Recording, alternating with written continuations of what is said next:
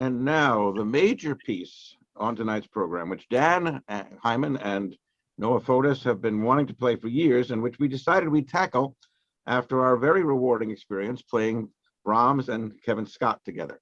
This is a piece for horn, violin, and piano called Twilight Music, written in 1984 by John Harbison, whom I got to know at Harvard, where he actually played viola in a piece of mine in the composition class of Earl Kim, who had been his teacher at Princeton. John Harbison later became very well known for his opera, The Great Gatsby, commissioned by the Met, and he won a Pulitzer Prize for the cantata, The Flight into Egypt, and a MacArthur Fellowship. When I last saw him in Boston in 1973, he was teaching at MIT, but he's probably emeritus now, I would think. Noah, Dan, first Noah and then Dan. Would you like to say something about this piece?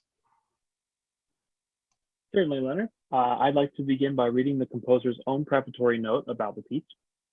In his own words, he says, "Twilight Music was written directly after my first string quartet. Both pieces moved toward an abstract and compact way of working in reaction to the large orchestral works that precede them.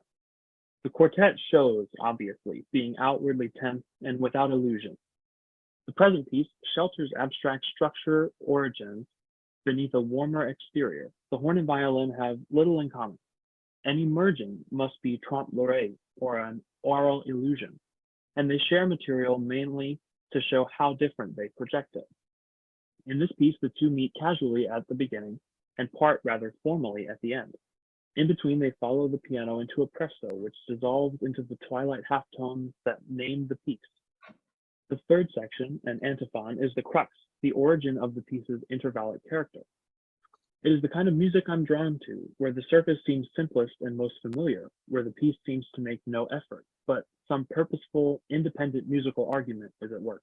The final section's image of separation grows directly out of the nature of the instrument. This piece was commissioned by the Chamber Music Society of Lincoln Center for performance by David Jolly, James Buswell, and Richard Good.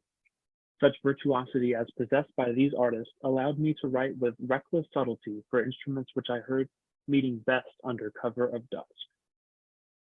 I personally have had the great pleasure to study under David Jolly's musicianship for the last 2 years at Stony Brook, and can speak firsthand to his superlative virtuosity.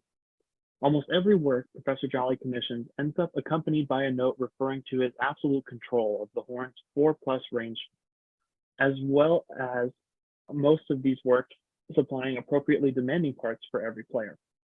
One such through line across Jolly's championed works is the use of the horn's seldom heard but always felt lower register. Because the horn was initially restricted to the upper register for melodic playing due to its valveless construction, think about Baroque masterpieces like Bach's Brandenburg Concerto No. 1 or any of the concerti from the likes of Telemann, Vivaldi, or Quine.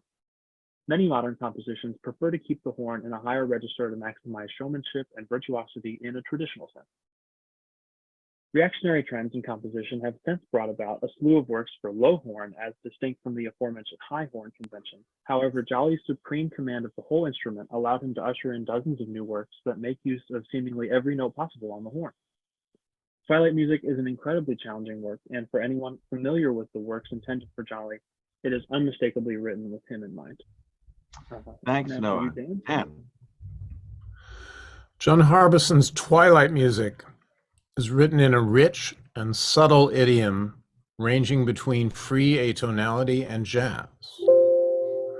From this arise sinuous melodies, poignant harmonies, and continual rhythmical flux. Not so easy to play, I tell you. The opening, Con moto flessibile, offers a sense of casual joining and dreamy exploration. There follows a wilder and more martial presto ossessivo, where the listener can easily imagine galloping, clashing, and battle cries. The center of the work, antiphon, interlaces horn and violin colors in original and striking blends. Then as dusk beckons and mystery returns in an adagio cantabile, the forces gradually drift off as if into the darkening air.